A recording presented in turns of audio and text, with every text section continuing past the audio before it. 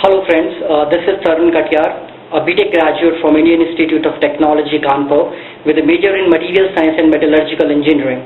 Currently I am working as a Senior Project Associate in the Laboratory of Biomaterials at IIT Kanpur under the supervision of respected Dr. Kantesh Palani, to whom I extend my sincerest thanks and gratitude for giving me an opportunity to work on a project entitled Modeling of Creep Transients using the very fundamental laws of thermally activated deformation. So today, I shall illustrate one of the most critical and important failure mechanisms in high temperature applications, that is creep. So what is creep? The definition goes like this. Creep is a progressive time-dependent plastic deformation when a material is subjected to constant values of load or stress. This is a typical strain versus time creep curve. In the initial stage, that is primary creep, the strain rate is relatively high, but slows with increasing strain. This is due to work hardening. The strain rate eventually reaches a minimum and becomes near constant. This is due to the balance between work hardening and annealing, that is thermal softening. This stage is known as secondary or steady state creep. This stage is most understood. The characterized creep strain rate typically refers to the constant slope in the secondary stage. Stress dependence of this rate will depend on the various creep mechanisms. In tertiary creep, which is not of much importance as far as practical applications are concerned, the strain rate exponentially increases with stress because of necking phenomena. Now this rate of deformation is a function of various parameters.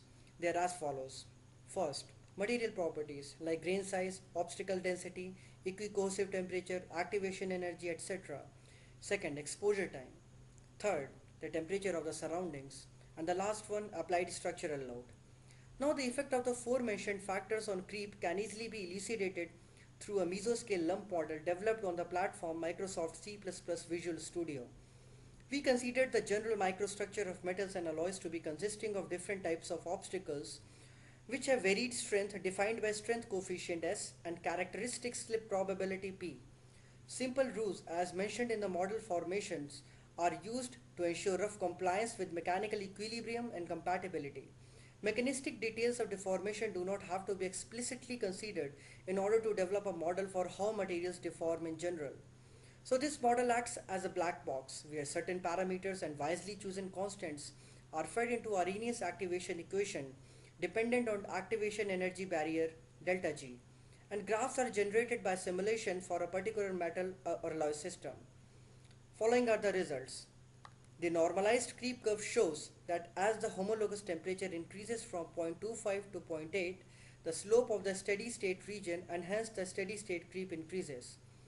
While at the constant homologous temperature of 0.6, the steady state creep rate increases with applied external load, exemplified by the following table.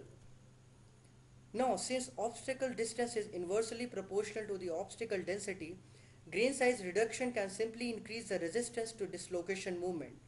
As the obstacle distance increases from 0.6 micrometer to 1.10 micrometer, which is analogous to increasing the grain size, the steady state creep increases. Thank you.